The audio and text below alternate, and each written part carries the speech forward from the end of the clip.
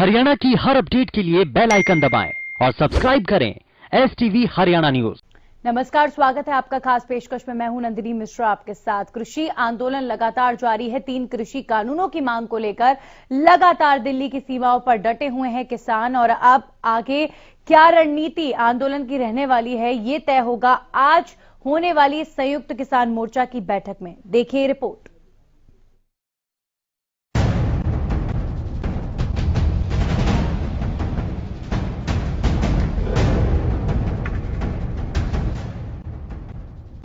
होली के दौरान कृषि कानूनों की कॉपियों को आग के हवाले करने के बाद अब किसान आगे की रणनीति तय करेंगे। कृषि कानूनों के खिलाफ शुरू हुए आंदोलन के 4 महीने बाद भी किसान और सरकार के बीच सकारात्मक वार्ता नहीं हो पाई है। 26 मार्च को बुलाए गए भारत बंद में मिले समर्थन को देखते हुए अब किसानों ने आंदोलन को तेज करने का मन बनाया है। होली दहन के दौरान कृषि कानून की प्रतियां जलाकर किसानों ने सरकार को ये बता दिया कि वो अपने आंदोलन को अंजाम तक पहुंचाए बगैर अपना आंदोलन खत्म नहीं करेंगे। मीटिंग है, इसमें हम अगली रणनीति ऐलान करेंगे। साथ ही हमने पिछले दिनों 26 का एक लामिसाल बंद किया है, और ये बंद पूरे देश में आपने देखा, तेलंगाना में, बिहार में, आंध्र प्रदेश में कामयाब हुआ है। पूरे देश में किसान जाग रहा है, लोग जाग रहे हैं और किसान आंदोलन के पक्ष में आ रहे हैं, और ये आंदोलन जो है आगे जारी रहेगा। परसों हमारी बैठक है संयुक्त किसान मोर्चे की, उसमें अगला ऐलान। विधानसभा में सरकार के खिलाफ लाए गए अविश्वास प्रस्ताव के गिरने के साथ ही राजनेताओं के खिलाफ किसानों के गुस्से का पारा चढ़ने लगा। यही वजह थी कि पंजाब में बीजेपी विधायक के साथ बदसलूकी की गई। इस मामले में तकरीबन 300 अज्ञात लोगों के खिलाफ धारा 307 के तहत मामला दर्ज किया गया। उधर अपने विधायक के साथ हुए घटनाक्रम के बाद बीजेपी में रोष है। पंजाब के विधायक के साथ हुई बदसलूकी के विरोध में हरियाणा बीजेपी ने विरोध प्रदर्शन का आह्वान किया है। बीजेपी के विरोध प्रदर्शन को किसान नेता गुरनाम सिंह चडोनी ने साजिश करार देते हुए किसानों से अपील की है कि वो बीजेपी के प्रदर्शन में किसी भी तरीके से दखल न दें। कि 31 तारीख को बीजेपी वाले प्रदर्शन कर रहे हैं, जो पंजाब में उनके एमएलए की पिटाई हुई है, तो उसके विरोध में वो प्रदर्शन कर रहे हैं 31 तारीख को। इसके पीछे बीजेपी की एक साजिश है। ये जानबूझ के अपने लोगों को बीच में भेज रहे हैं कि इस तरह से कहीं ना कहीं पब्लिक के बीच में टकराव हो जाए। हमने अपने आदमी की एक वीडियो सुनी है कि वो वीडियो में कह रहा है कि किसान लठ उठा के आ जाएं और बीजेपी वालों को रोकेंगे। मेरी बेनती है कि हमने मौके की नज़ाकत को देखना है, और हमने कहीं इस तरह से नहीं करना। अगर हम इधर से लठ उठा के जाएंगे, वो उधर से लठ उठा के आएंगे, तो पब्लिक से भिड़ेगी।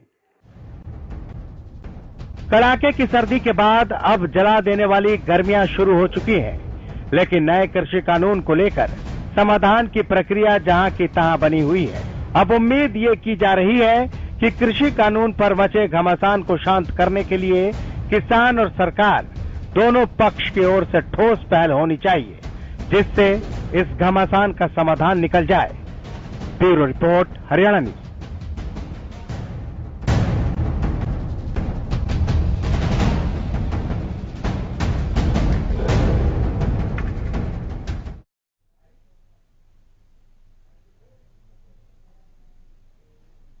और इस खबर पर चर्चा करने के लिए हमारे साथ जुड़े हैं किसान नेता दर्शन ढांडा जी। बहुत बहुत स्वागत आपका दर्शन जी। लेकिन जिस हिसाब से आंदोलन चल रहा है, 4 महीने हो चुके हैं, और अब आगे क्या ऐसा होगा कि समाधान निकले?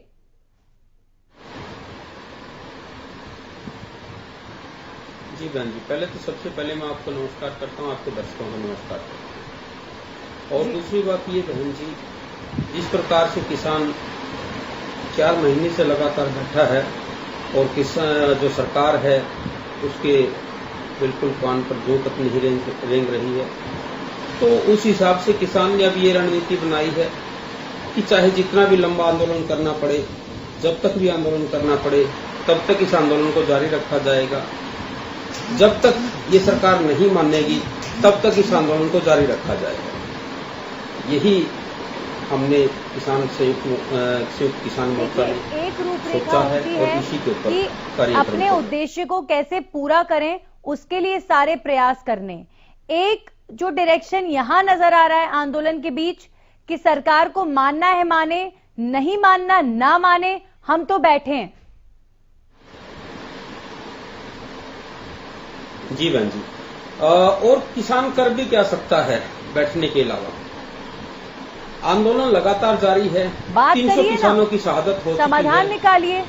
बहुत सारे जी समाधान हम निकाले हैं, सरकार निकाले।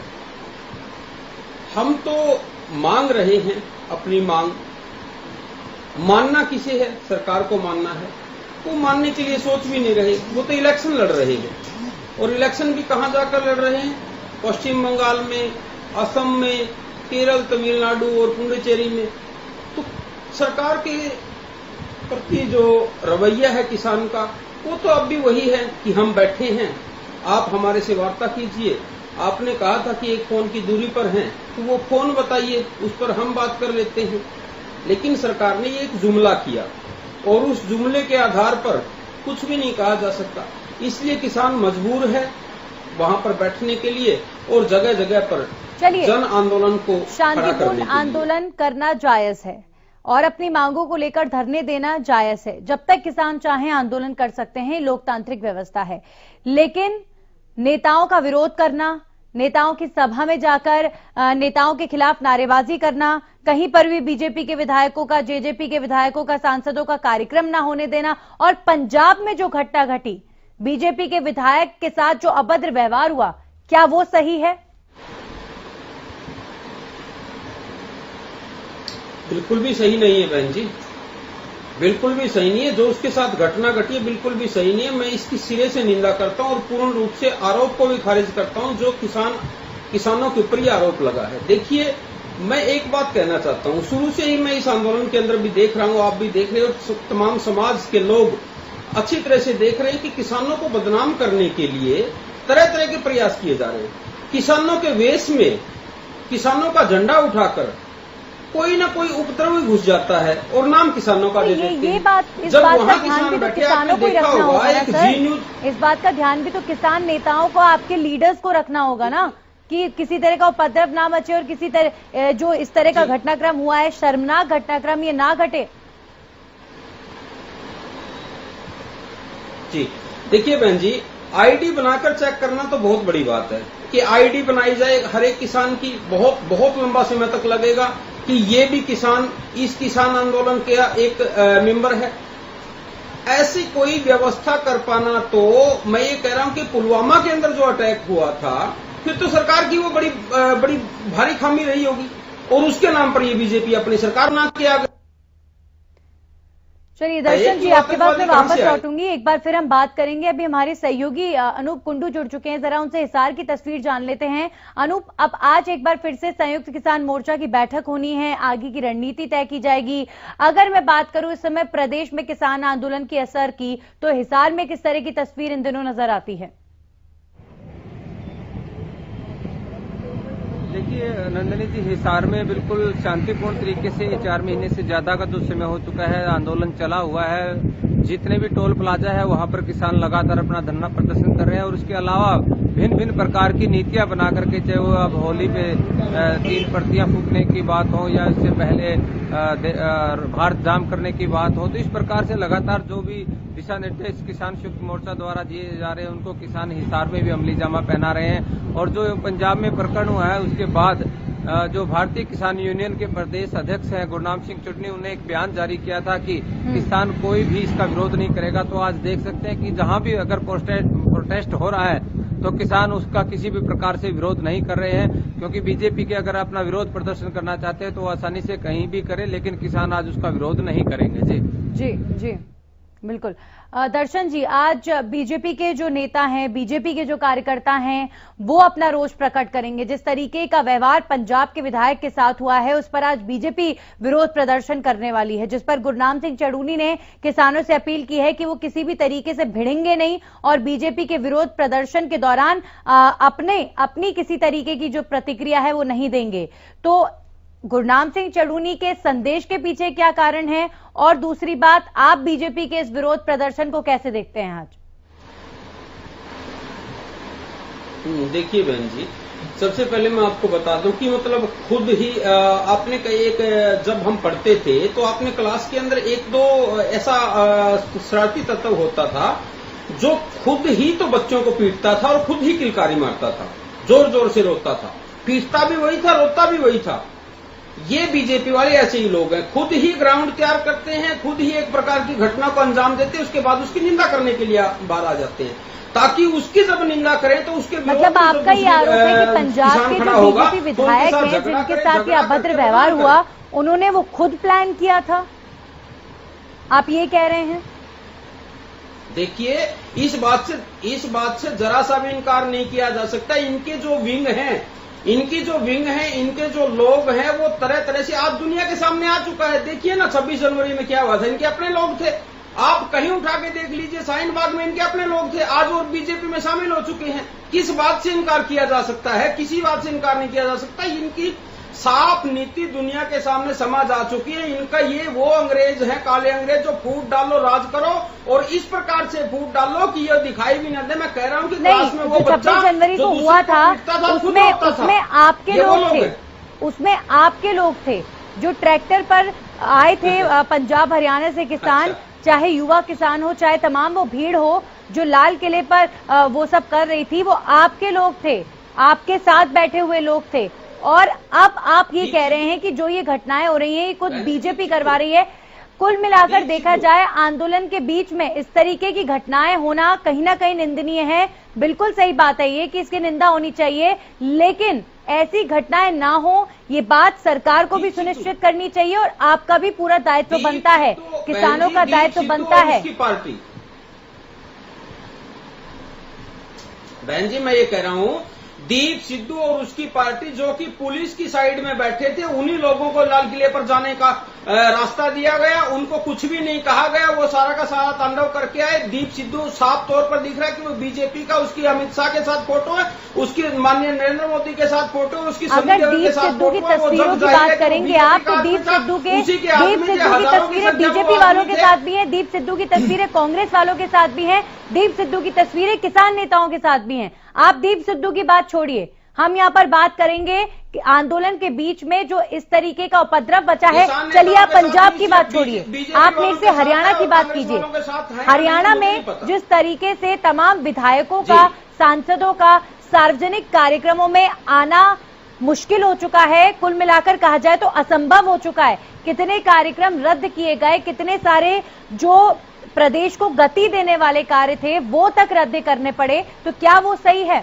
क्या लगातार ऐसे आंदोलन होना, नेताओं का विरोध होना, नेताओं को गांव में घुसने न दिया जाना, क्या इसे आप सही मानते हैं? बहन जी, मैं वही कह रहा हूं, अगर जनता विरोध करेगी तो किसान क्या करे? ये तो जनता विरोध कर रही है। किसान तो केवल और केवल किसान कानून को लेकर इनका विरोध कर रहा है। जनता किस किस बात पर विरोध करी कि महंगाई, पेट्रोल क्यों इतना महंगा हो गया, डीजल क्यों इतना महंगा हो गया, गैस क्यों इतनी महंगी हो गई, सरसों का तेल क्यों इतना महंगा होगा, 2 करोड़ रोजगार क्यों नहीं दिए, 15 लाख रुपए कहां गए, 100 स्मार्ट सिटी कहां गई, 545 निर्मल गांव कहां गए, और भी ना जाने क्या क्या इन्होंने बोला था। वो सारी बातें पूछ रही है जनता इनसे, विरोध जनता कर रही है। और जब मतलब इनका विरोध जनता करे, सरकार तो कह रही है कि जो सरकार तो कह रही है कि ये तो राजनीति से प्रेरित आंदोलन है। सरकार कह रही है कि जब फसलें बिकेंगी, जब फसलों का प्रोक्योरमेंट होगा, तो अपने आप किसानों को पता चल जाएगा कि कौन उनका सगा है और कौन उनका पराया है। तो अब जब सरकार गेहूं की फसल खरीदने वाली है और भी जो फसलें हैं जिनको एमएसपी के दामों पर खरीदा जाएगा, तो आपको नहीं लगता कि किसानों का गुस्सा थोड़ा ठंडा होगा तब जब मंडियों में फसलें बिकेंगी? और आप देखिए कितनी बड़ी घोषणा कर दी कि 72 घंटे में अगर अकाउंट में पैसे किसानों के नहीं आए तो 9% ब्याज दिया जाएगा। मैं ये कह रहा हूं बहन जी कि विषय सिर्फ इतना ही नहीं है, विषय ये है कि एमएसपी को कानून बनाओ। जैसे ये 3 काले कानून लेकर आए हैं ये, और वो भी कोरोना काल में, वैसे ही एमएसपी को कानून बना दो। ये घोषणा क्या है? घोषणा को कभी वापस ले लो, कभी खत्म कर दो। कानून क्यों नहीं बना रहे? क्या दिक्कत है कानून बनाने में? एमएसपी को क्यों नहीं बना रहे? आज स्पेन ने भी कानून बना दिया एमएसपी का, और भी बहुत सारे देशों में कानून बनाया जा रहा है। तो एमएसपी का कानून क्यों नहीं बनाया जा रहा?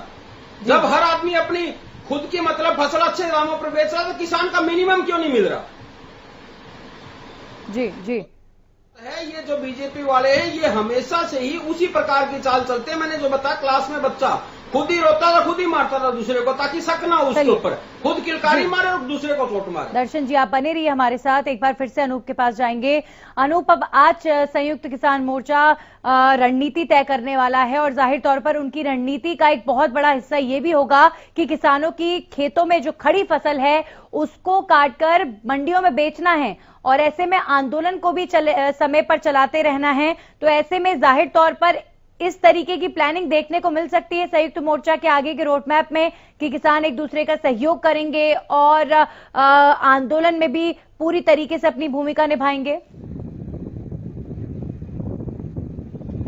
हाँ जी, बिल्कुल नंदनी जी, इस बार की नहीं कह सकते, बहुत दिन पहले से ये रणनीति बन चुकी है कि किसान एक दूसरे की मदद करेंगे, और जो फसलें खेत में आ चुकी है उनकी कटाई और कढ़ाई करके उनको मंडियों तक पहुंचाएंगे। और इसका असर हम देहात में देखने को भी मिल रहा है कि किस प्रकार से एक दूसरे पड़ोसी की मदद करके लोग सरसों की कटाई करवा रहे हैं, गेहूं की कटाई करवा रहे हैं। एक अधिक एरिया है जहां पर कंपाइन से कटाई होती है तो लोग उसको संभाल रहे हैं। बहुत सारी चीजें हम देख रहे हैं। और इस बार नंदनी जी, एक चीज देखने को ये मिली है कि जो महिलाएं ज्यादातर घरों का काम संभालती थी वो खेतों में आ चुकी हैं।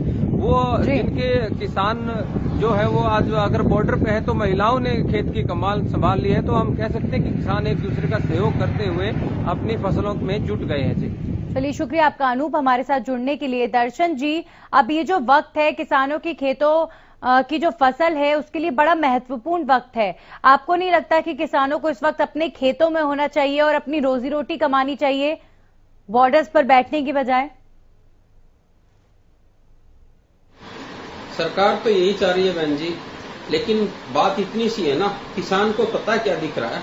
किसान को अपनी नस्ल दिख रही है, नस्ल नष्ट होने वाली है। फसल तो नष्ट करेंगे ही, नस्ल नष्ट होने वाली है। तो किसान को आज नहीं अपना फ्यूचर दिख रहा है, अपने बच्चे खत्म होते दिख रहे हैं। इसलिए किसान ने ये रणनीति बनाई है कि हमारा आधा परिवार फसलों का काम करेगा, आधा परिवार आंदोलन पर रहेगा, ताकि इस सरकार से जो इनके काले कानून है वो किसी ना किसी तरह से वापस करवाए जा सके और किसान की नस्लों को बर्बाद होने से बचाया जा सके। और सिर्फ किसान की नहीं, गरीब मजदूर की नस्लों को बर्बाद होने से बचाया जाए, छोटे व्यापारी की नस्लों को आजाद होने से बर्बाद होने से बचाया जाए। आपको लगता है जिस हिसाब से आंदोलन चल रहा है सरकार झुकेगी, लगता है आपको? अंग्रेज भी झुके थे तो ये भी झुकेंगे। एक बार इन 5 स्टेटों में इलेक्शन हो लेने दो, इनको जब मुंह की खानी पड़ेगी ना, तो उसी पश्चिम बंगाल से जहां पर ये इतरा रहे हैं कि 200 सीट से ऊपर लेकर आएंगे, वहां से एक हार का सिलसिला इनका निकलेगा। उसके बाद यूपी, मध्य प्रदेश, राजस्थान, हरियाणा, पंजाब, चारों तरफ से जब ये हारते चलेंगे ना, बिहार इत्यादि, तब इनको पता चलेगा कि किसान के साथ टकराकर तो अंग्रेज भी नहीं रह पाए, तुम कैसे रहोगे। अगर आपको चुनाव में ही सरकार को जवाब देना है तो फिर आंदोलन क्यों किया जा रहा है? चुनाव में देखिए, मैं वही बता रहा हूं, चुनाव के हिसाब से जवाब देना अलग रणनीति है और आंदोलन करना एक सीधा कार्य है। आंदोलन करके जन जागरण किया जा रहा है कि ये देखिए इनकी नीतियां। आज मतलब लोगों ने इनसे ये पूछना शुरू कर दिया कि कहां है 2 करोड़ नौकरी हर साल की, कहां है 100 स्मार्ट सिटी जो कहे थे, कहां पर है वो 545 निर्मल गांव जो आपने बनवाने थे, कहां है 15 लाख रुपए जो आप कह रहे थे, कहां है महंगाई जो मतलब आप कह रहे थे कि पेट्रोल को 30 रुपए देंगे, डीजल को 20 रुपए देंगे, गैस को इतनी सस्ती कर देंगे। आज सवाल करना शुरू किया है लोगों ने। ये आंदोलन का असर है। अगर ये आंदोलन ना होता तो इन लोगों ने इसको एक मात्र जुमला कहकर भुला दिया था, और हमारे देश के लोग भूलने के माहिर हैं। अब लोगों को याद आने लगा है, इसलिए चुनाव की ये रणनीति कि इनको वोट ना चाहिए। नो वोट टू बीजेपी, बाकी किसी को। चलिए, इसका जवाब देने के लिए हमारे साथ वीरेंद्र नेहरा जुड़ चुके हैं बीजेपी से। नो वोट टू बीजेपी, ये कह रहे हैं दर्शन ढांडा, और यही कह रहे हैं तमाम किसान कि आप लोग आज किसानों की नहीं सुन रहे हैं और लोग अब आपको चुनाव में जवाब देंगे। विजेंद्र जी आपका जवाब। देखिए, आपको आवाज आ रही है मैडम मेरी? जी जी जी आइए। मैडम देखिए, आज पूरे हरियाणा प्रदेश के 22 के 22 जिलों में भारतीय जनता पार्टी के सब कार्यकर्ता, कांग्रेस ने जिस तरह से गुंडागर्दी की है पंजाब के अंदर, जो अबोहर से भाजपा विधायक है श्री अरुण नारंग जी, उनके साथ जैसे मारपीट की है कांग्रेस के गुंडों ने, और उसमें किसानों का वो इसलिए नाम लेते हैं कि किसानों के कंधे पे बंदूक रख के वो चलाना चाहते हैं। तो किसान भारतीय जनता पार्टी के साथ हैं। पूरे देश भर के अंदर जो उपचुनाव हुए हैं सब जगह भारतीय जनता पार्टी। नहीं, दर्शन ढांडा जी जुड़े हमारे साथ अभी। वो तो कह रहे हैं कि आप लोग वो बच्चे हो स्कूल के जो खुद हुड़दंग मचाते हैं और खुद ही चीखते हैं, खुद ही रोते हैं। कौन है ढांडा जी? दर्शन ढांडा जी बताइए क्या कह रहे हैं सर आप? ये किसान नेता हैं और ये कह रहे हैं कि जो पंजाब में घटना हुई है वो तो खुद बीजेपी द्वारा प्रायोजित है।